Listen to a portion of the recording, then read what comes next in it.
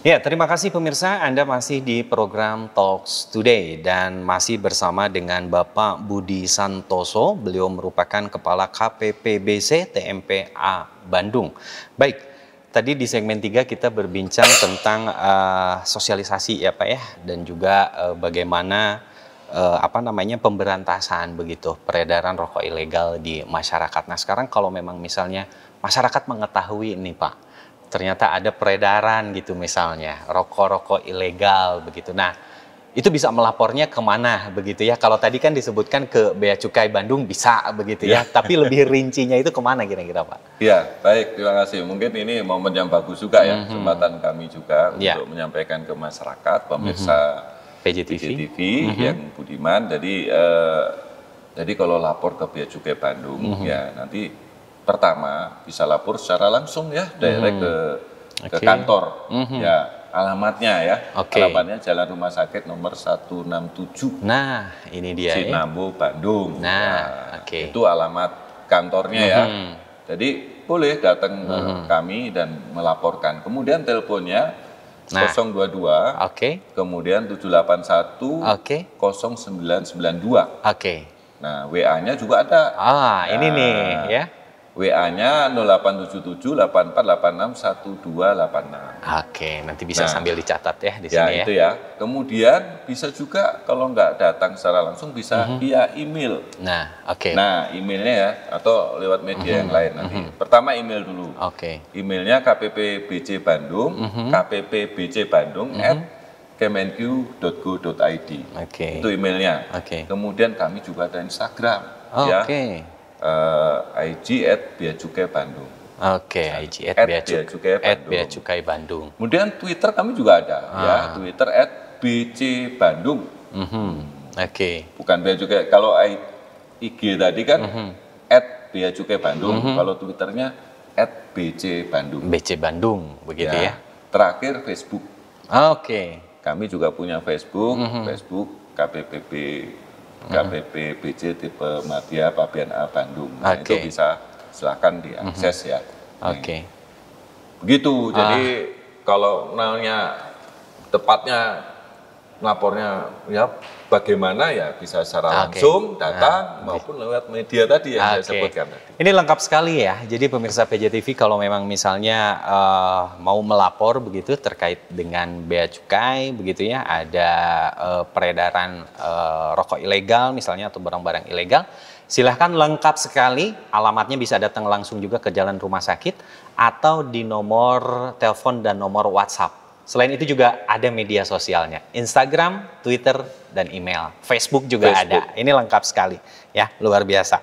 Jadi mudah sekali sebetulnya ya kalau untuk melapor. Nah, sekarang kita lanjutin lagi Pak terkait dengan, kalau tadi kita bicara tentang bea dan cukai begitu ya. Ini saya rasa juga pemirsa PJTV sudah tercerahkan begitu, terutama dengan produk-produk yang memang perlu adanya izin dalam bentuk cukai tadi begitu ya. Nah, sekarang tadi juga disinggung sama Bapak terkait dengan barang-barang nih yang datang dari luar negeri ke kita gitu. Misalnya kita begitu ya, beli barang dari luar negeri begitu dalam bentuk gadget misalnya, itu kan ada yang namanya email begitu ya ketika datang. Nah, ini apakah juga emailnya berlaku begitu di Indonesia begitu? Kalau memang tidak berarti kan harus ada izin begitu ya. Nah, ini seperti apa Pak? Ya, ini yang memang sering menjadi isu ya di masyarakat, masalah email ini. Dan kadang-kadang juga isunya memang kami menganggapnya karena kekurang pahaman ya terkait dengan peraturan yang berlaku terkait dengan email ini. Tapi ini kan ada syarat dan ketentuannya ya Kang Oki yang perlu dipahami oleh masyarakat bahwa syaratnya pertama ini ya, ini kan harus dibawa sendiri oleh yang bersangkutan.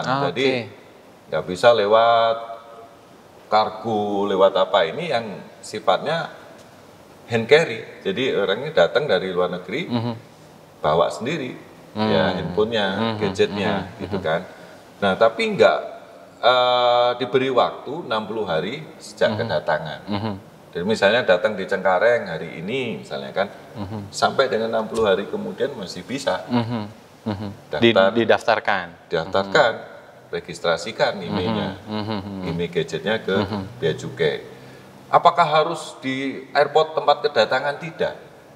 Datangnya di Cengkareng, kalau rumahnya di Bandung, mau daftar di Bea Cukai Bandung bisa. Bisa. Gitu, di Bea Cukai terdekat. Di Bea Cukai terdekat. Nah, cuman nggak boleh lebih 60 hari tadi. Oke. Terus daftarnya bagaimana? Apa yang harus dipersiapkan? Nah, ini yang penting ya. Yang pertama adalah dia kan datang dari luar negeri. Pasti punya paspor dong. Nah, paspornya yang harus dibawa paspor yang asli. Kemudian boarding pass ya, setiap kali kita ada masuk gitu kan di bandara ya, itu masuk ke pesawat kan ada bukti boarding passnya, itu dibawa juga. Kemudian yang ketiga adalah gadgetnya sendiri, ya barang yang dibeli tadi yang mau diaktifkan tadi, mau didaftarkan IMEI-nya itu harus dibawa. Kalau dia satu orang maksimal 2. Nah, kemudian yang terakhir itu bawa juga invoice-nya. Kan itu barang baru beli di luar negeri. Tentu ada dong invoice-nya. Dan kemudian juga NPWP. Kenapa NPWP? Kalau dia punya NPWP nanti pengenaan PPh-nya bisa lebih kecil daripada yang nggak punya NPWP ya. Kalau nggak punya ya nggak apa-apa, tapi kalau punya dibawa juga ya, bukti punya NPWP. Jadi itu yang mesti dibawa ke kantor Bea Cukai terdekat dan kemudian didaftarkan. Nah, nanti dari penelitian yang dilakukan terhadap kelengkapan persyaratan tadi oleh Bea Cukai didaftarkan IMEI-nya ya. Jadi setelah memenuhi ini tadi, kalau memang ada kewajiban bayar ya sesuai invoice-nya tadi. Setelah itu handphonenya bisa aktif, digunakan di negara kita. Jadi proses pengaktifannya itu setelah semua itu terproses, begitu ya, baru semuanya bisa aktif begitu ya. Baik. Nah, itu perlu dicatat ya pemirsa PJTV apabila pemirsa membeli gadget dari luar negeri, begitu ya. Apa saja yang harus dilakukan tadi sudah dijelaskan, mudah-mudahan bisa tercerahkan. Nah, sekarang Pak, ini terkait dengan Bea Cukai Bandung sepanjang tahun 2023 kemarin, begitu ya. Kira-kira apa saja yang sudah dilakukan begitu? Kalau kita bicara tentang prestasi apa saja yang kira-kira sudah dicapai begitu? Mengingat memang 2023 ini adalah bisa dibilang kebangkitan kita setelah pandemi ya, mungkin ya. 2 tahun kita pandemi, nah 2023 ini mungkin orang mulai bergeliat lagi. Nah, kira-kira apa Pak yang bisa di-share ke masyarakat? Iya, terima kasih ini diberi kesempatan untuk menyampaikan ke masyarakat ya, khususnya pemirsa PJTV. Jadi memang banyak hal yang kami lakukan pada tahun 2023, dan dalam kesempatan yang terbatas ini kan nggak mungkin kami sampaikan semuanya. Tapi pencapaian yang mungkin beberapa hal yang kami bisa sampaikan di sini. Background-nya tadi disampaikan pemulihan dari COVID-19, tapi sebenarnya ketika itu belum recovery sepenuhnya, ada konflik geopolitik ya. Ya kan yang terjadi nah itu sebenarnya cukup berdampak bagi perdagangan luar negeri. Nah, jadi yang pertama tadi saya sampaikan di sini, yang perlu saya sampaikan yang bahwa Bea Cukai Bandung ini setiap tahun memiliki target penerimaan. Target penerimaan. Ini semua kantor Bea Cukai punya target penerimaan. Nah, untuk tahun 2023 kami memiliki target penerimaan yang harus kami raih, kami capai baik dari sisi kepabeanan maupun cukai itu sejumlah kurang lebih 205 miliar. Nah, di tahun 2023 kami berhasil meraih capaian itu 225 miliar. Artinya capaian kami adalah kurang lebih 107% dari target yang ditetapkan tadi. Luar biasa ya. Nah, kemudian yang kedua, kami setiap tahun juga ada program untuk survei kepada para stakeholder kita yang mendapat pelayanan dari Bea Cukai Bandung ya. Dan ini juga program yang dilakukan oleh seluruh instansi bea dan cukai secara nasional. Nah, raian yang kami peroleh adalah skornya 4,64 dari skala 5. Oh, oke. Jadi skalanya bukan 10 nih. 4,64 tapi skalanya 5. Artinya nilai 5 itu adalah nilai yang tertinggi maksimal. Artinya apa? Artinya ini skor yang sangat bagus. Artinya apa? Artinya para stakeholder kita sangat puas dengan layanan yang kami berikan. Kan begitu ya. Nah, itu yang kedua. Kemudian yang ketiga, dari bidang pengawasan kami berhasil melakukan penindakan terhadap rokok ilegal. Untuk rokok ya, itu 13 juta batang tahun 2023. Ini banyak dalam 5 tahun terakhir ini yang paling tinggi yang kami bisa lakukan ya. 13 juta batang. 13 juta batang. Itu sudah kami proses sampai penyidikan, ada yang juga kami musnahkan, juga ada yang kami denda. Nah, itu yang baik itu kami lakukan secara penindakan secara mandiri oleh Bea Cukai Bandung sendiri, maupun koordinasi dengan instansi terkait. Jadi itu total yang kami raih, 13 juta batang. Ini di luar itu juga ada kami melakukan penindakan NPP ya. NPP itu maksudnya narkoba. Ada sekitar 20 gram kami narkoba, terus obat-obatan terlarang, dan juga barang-barang ilegal lainnya. Yang tadi 13 juta batang itu rokok aja ya. Nah, kemudian kami juga ada meraih penghargaan dari KPKNL ya. Itu sebagai instansi yang pengelolaan BMN koordinasi sinergi yang terbaik. Kan gitu. Jadi itu tahun 2023 kami raih penghargaan juga dari KPKNL. Dan sebenarnya masih banyak lagi yang lain ya, cuman nggak bisa. Sudah untuk beratur di sini ya. Nah, paling nggak itu yang utama yang bisa kami sampaikan ya. Raian yang kami peroleh sepanjang tahun 2023. Ini luar biasa sekali ya, yang dari sekian prestasi yang tadi disebutkan, 2 yang saya garis bawahi. Yang pertama adalah mampu mencapai bahkan melebihi target yang ditetapkan. Ya, 107%. 107% tuh ya. Dan yang kedua ini yang paling penting adalah mendapatkan hasil survei yang skalanya begitu 64. ya. 64 ya. Nah, ini luar biasa sekali dengan nilai tertinggi 5. Saya rasa pelayanan-pelayanan seperti ini yang memang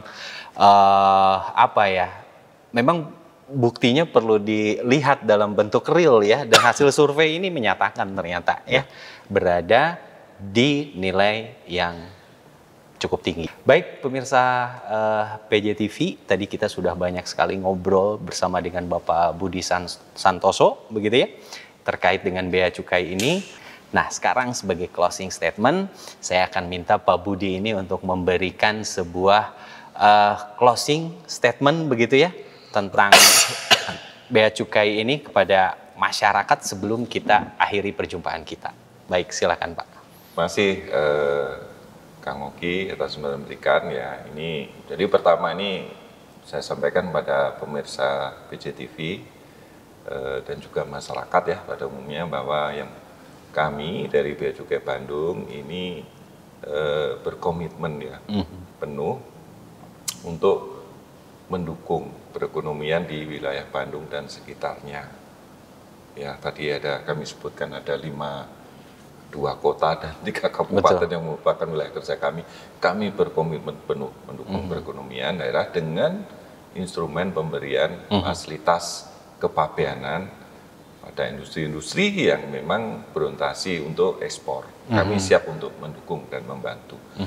Kemudian yang kedua, kepada masyarakat, kami juga mengharapkan dukungan dan partisipasinya ya, khususnya dalam melakukan pemberantasan peredaran rokok-rokok ilegal.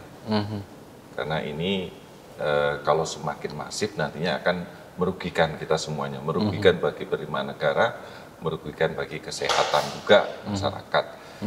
Mohon bantuannya nanti kalau melihat, pertama jangan mengkonsumsi, keduanya kalau tahu ada peredaran rokok ilegal, tolong lapor pada kami, ya, lapor pada kami. Dengan demikian itu masyarakat sudah partisipasi dalam pemberantasan rokok ilegal.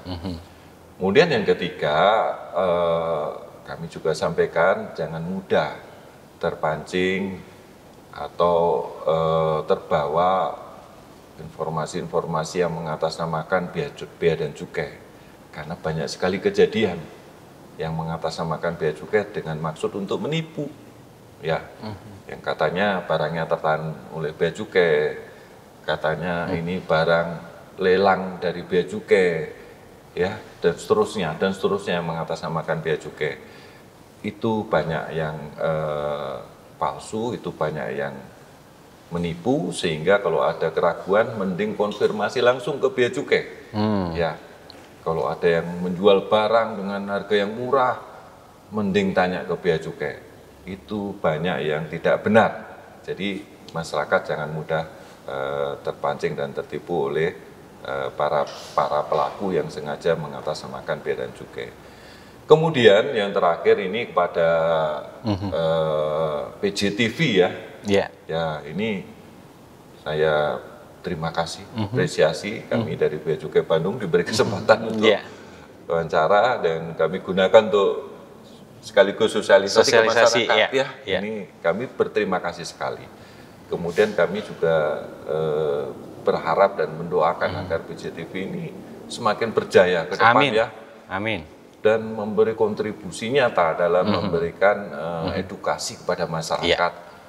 Tontonannya juga menarik ya, dan juga mencerdaskan kehidupan bangsa dan negara. Mungkin itu yang bisa saya sampaikan. Terima kasih. Baik, terima kasih Pak Budi Santoso selaku Kepala KPPBC TMPA Bandung. Tentunya banyak sekali masukan-masukan yang bisa menjadi pencerahan bagi masyarakat, terutama di 3 kabupaten 2 kota tadi ya. Dan ini adalah sebuah pengetahuan baru terkait dengan bea dan cukai. Apa yang disampaikan oleh Pak Budi tadi, mudah-mudahan bisa menjadi sebuah pengetahuan yang tentunya bisa masyarakat aplikasikan nantinya dalam perdagangan, begitu ya terutama. Baik pemirsa PJTV, akhirnya saya Oki Ahmad Ismail, Pak Budi Santoso, dan juga mewakili kerabat kerja yang bertugas harus pamit undur diri. Sampai bertemu lagi di episode selanjutnya. Sampai jumpa dan Assalamualaikum warahmatullahi wabarakatuh.